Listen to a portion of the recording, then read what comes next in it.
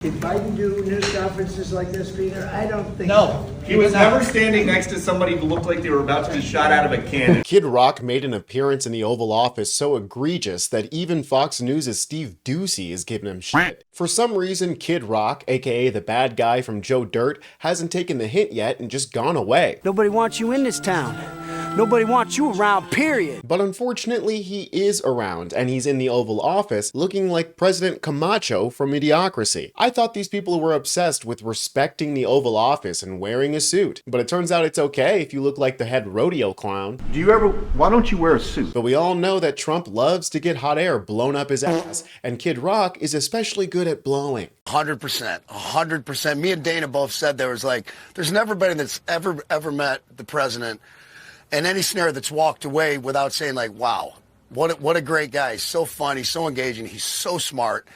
And absolutely, Bill even said to me, after that, he goes, wow, that was, everybody's mind was kind of blown. Even the president's, I think, because the president called me late night last night. And, everyone was a little suspect about going into this. And even the president kind of alerted to me a little bit like, what do you got me doing? Right. And I go, man, we're just trying to show people that, even though we've been pretty hard on each other, that when you get face to face, maybe we could have a little more civility in this country and try to bring people together. That was my whole intention. Kid Rock? Civility? This is the man that was on Osmosis Jones, a movie for kids, rapping about statutory Young ladies, I like them underage. See, some say that's statutory. I say it's mandatory.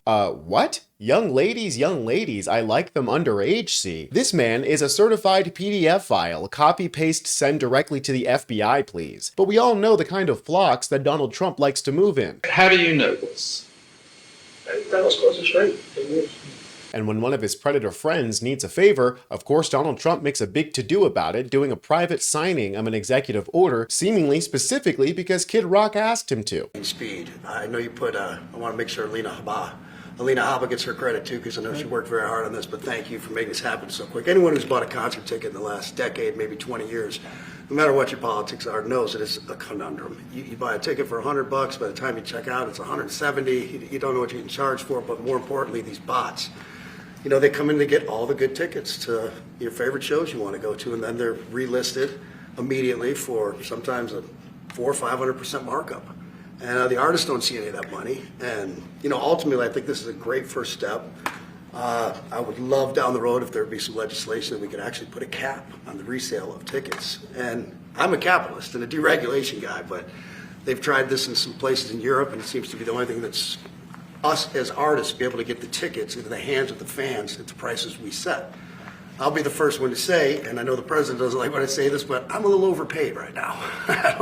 It's kind of ridiculous. I would rather be, a hero to working class people and have them be able to come attend my shows and give them a fair ticket price. I can't control that right now, so hopefully this is a step to really be able to make that happen. I know a lot of artists and a lot of fans who love concerts and music are going to be very appreciative of you taking this action. Okay, so I think there's a lot to unpack in this video here. Kid Rock is clearly expressing a sentiment that a lot of people feel about concert tickets being too expensive. Scalpers use bots to just come in and buy up all the tickets immediately and then resell them for 300, 400, 500 times what they are supposed to be sold for. Clearly, this is something that's important to Kid Rock as a musician. The act do? What would it forbid? This is regulation. It would forbid. Pardon me, I'm just getting over a cold. It would forbid speculative ticketing, people trying to sell tickets that don't have them yet. All-in pricing, so you don't get the end of the checkout. You're buying a $100 ticket, you're like, why is it $165 fucking dollars? All this horseshit tacked on. And then it would be, hey, you can't resell that ticket for over 10 or 15%, period. No matter if you do, you get screwed. And by the way, there's a Bots Act now that makes using the bots, the computers to go eat up all the good tickets illegal. They've only enforced it once, like in New York City. So I've actually talked to Pam Bondi and be like, you got to enforce this act to start with. And you're working on this with other musicians who are not of your political stripe? Everyone's invited to the table. I put it out there. Whoever wants to fix this, grab a seat at the table or get the fuck out of the way. All right. I'll see you later at my house. Kid Rock! But as he mentioned in the video, Donald Trump doesn't seem to be too enthusiastic with the idea. It's not very capitalist of you to put a limit on the amount of middlemen who can put their sneaky little fingers between the consumer and the product. And Trump, being the money-hungry pig that he is, doesn't seem exactly super excited to sign this executive order. Of course, sir. So this is an executive order, as you said, that deals with the ticket reselling business. For fans of live entertainment and for entertainers as well, the ticket reselling industry has become a huge issue. These people use bots and computer algorithms to buy up huge blocks of tickets and then jack up the price so that fans of live entertainers like Mr. Ritchie, I almost called him Mr. Rock, don't have access to concerts the way that they should. And when they do, it's at exorbitantly high prices. So what this executive order does, it charges the FTC and the Department of Justice with rigorously enforcing laws on the books in collaboration with state attorneys general that have power over consumer protection and other people who have the power to really crack down on this issue so that entertainers and fans won't be subject to these abusive and oftentimes illegal practices. Good. Thank you very much. Good, thank you very much. I mean, dude couldn't care less if Tiffany Trump herself was standing there handing him the order. An executive order that's basically nothing. Let's take a look at the actual language here. Here's what the language of the executive order actually says. Trump directs the Attorney General and the FTC to ensure that competition laws are appropriately enforced.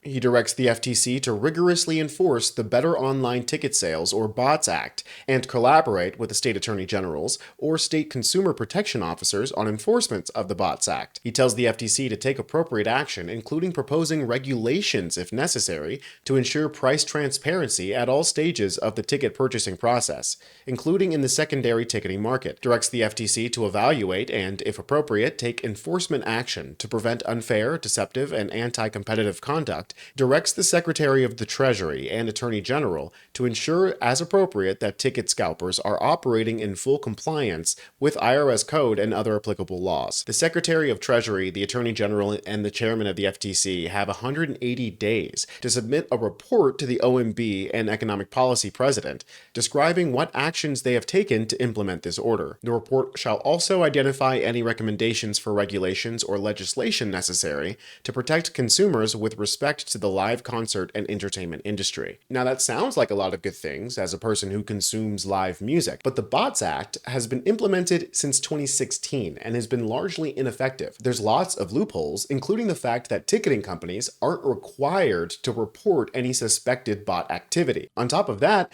any type of price-controlled regulation is very unlikely to make its way through the House and Senate and end up on Donald Trump's desk. Unless Trump demands that it gets pushed through, which it doesn't seem like he's super enthusiastic about this, I'm willing to bet that the only thing that'll come from this is that in 180 days, a report will be quietly submitted to the OMB, which will be promptly ignored. So if you're a concert goer like me, don't get your hopes too high that those ticket prices are going to come down anytime soon.